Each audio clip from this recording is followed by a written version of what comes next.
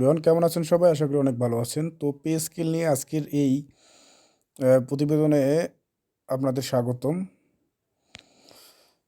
আন্দোলনের ফলে ডেডলাইন প্রকাশ। 25 ডিসেম্বরে গেজেট ও কর্মচারীদের জন্য মূল বেসিক 25,000 টাকা মঞ্জুর ঘোষণা পে কমিশন।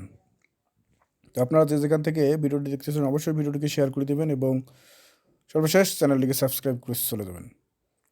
তো চলুন আমরা বিস্তারিত জেনে নেই। পে কমিশনের চেয়ারম্যান আজ ডেডলাইন প্রকাশ করেছেন। এছাড়াও কর্মচারীদের জন্য সর্বনিম্ন 25,000 টাকা বেতন বৃদ্ধির নতুন সিদ্ধান্ত নিয়েছে সংশ্লিষ্টরা।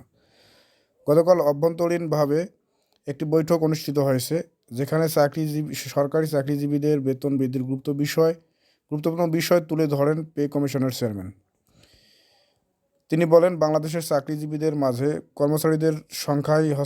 সরকারি কর্মচারীদের সংখ্যাই হচ্ছে 1/3। তাই তাদের বেতন বৃদ্ধি করা অন্তর্বর্তী সরকারের প্রধান কাজগুলোর মধ্যে অন্যতম কাজ হয়ে দাঁড়িয়েছে। এ বিষয়গুলো যখন অর্থ উপদেষ্টা ও প্রধান উপদেষ্টার কাছে তুলে ধরা হয়, তখন তারা পূর্ণ পর্যালোচনা করার জন্য পে কমিশনকে নির্দেশ দেন। ইতোমধ্যেই পে কমিশনের চেয়ারম্যান জাকির আহমেদ খানকে নবম পে স্কেল বাস্তবায়নের চূড়ান্ত তারিখ বেঁধে দিয়েছেন প্রধান উপদেষ্টা। আগামী 25 ডিসেম্বরে নতুন একটি গেজেট প্রকাশ করার সিদ্ধান্ত নিয়েছে সংশ্লিষ্টরা।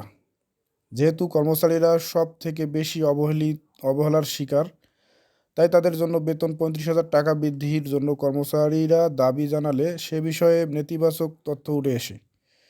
সংশ্লিষ্টরা জানায়, যদি কর্মচারীদের জন্য 35,000 টাকা সর্বনিম্ন বেতন নির্ধারণ করা হয়, তাহলে যারা সাধারণ জনগণ আছেন তাদের ক্ষেত্রে অর্থনৈতিক সমস্যা তৈরি হতে পারে।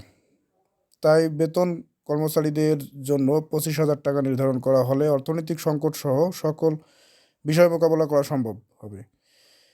আগামী 1 জানুয়ারি থেকে সরকারি চাকরিজীবীরা নবম পে স্কেলের আওতায় সকল ধরনের সুযোগ সুবিধা পাবেন বলে নিশ্চিত করেছেন পে কমিশন। পে কমিশনের 25 সদস্য স্পষ্ট ভাষায় বলেছেন, আমরা নবম পে স্কেল বাস্তবায়ন করার লক্ষ্যে বেশ কয়েকটি পদক্ষেপ নিয়েছিলাম, তবে এটা দ্রুত কার্যকর করার ফলে অর্থনৈতিক সমস্যার সমাধান ঘটল। ইতিমধ্যেই নাম অপ্রকাশিত রাখার শর্তে একজন পে কমিশনের সদস্য বলেন, আমরা প্রাথমিকভাবে নবম পে স্কেল খুবই সহজভাবে নিয়েছিলাম, কিন্তু যখন তাদের দাবি দাওয়াগুলোর পরিপ্রেক্ষিতে বেতন বৃদ্ধি বিষয়টি সহ বিভিন্ন বিষয়াদি সামনে আসে, তখন থেকেই নবম পে স্কেল বাস্তবায়ন জটিল হতে থাকে। তবে আমাদের গতির উপর নির্ভর করে নবম পে স্কেল দ্রুত কার্যকর করা সম্ভব হয়েছে। কর্মচারীরা ইতিপূর্বে গত 15 ডিসেম্বর গেজেট প্রকাশের জন্য তাগিদ দিয়েছিল, কিন্তু কাজের অগ্রগতি না থাকায় তা বাস্তবায়ন করা সম্ভব হয়নি।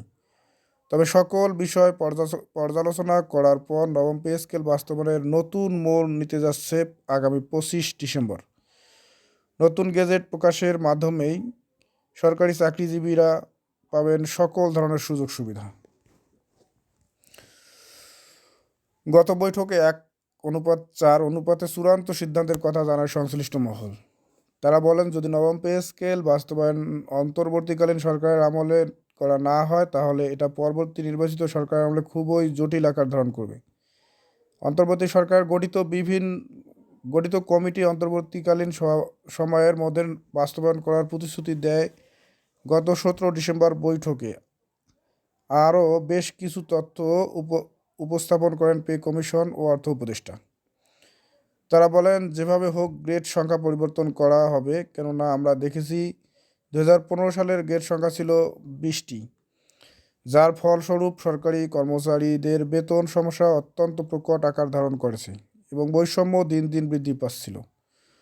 তাই আমাদের এবারের সিদ্ধান্ত থাকবে গ্রেড সংখ্যা পরিবর্তনের মাধ্যমে নবম পে স্কেল কার্যকর ঘোষণার করা।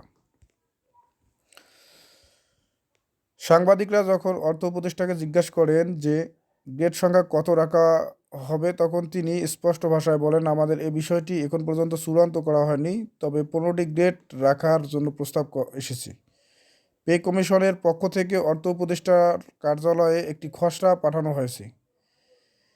সেখানে সরকারি চাকরিজীবীদের বেতন বৃদ্ধির পাশাপাশি বিভিন্ন ধরনের সুযোগ সুবিধা সংযুক্ত করেছেন কর্তৃপক্ষ। এছাড়াও যারা তৃতীয় ও চতুর্থ গ্রেডের চাকরিজীবী আছেন, কর্মজীবী আছেন, তাদের জন্য মহার্ঘ ভাতার চলমান রাখার বিষয়ে একতাবদ্ধ হয়ে কাজ করার প্রতিশ্রুতি দেন তারা।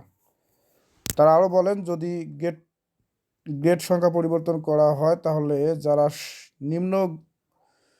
নিম্ন গ্রেডের কর্মচারী আছেন তারা সব থেকে বেশি উপকৃত হবেন। তো এই ছিল পে স্কেলের সর্বশেষ তথ্য। ভিডিওটি কেমন লাগলো অবশ্যই কমেন্টে জানাবেন এবং চ্যানেলটিকে সাবস্ক্রাইব করে দিবেন। ধন্যবাদ সবাইকে।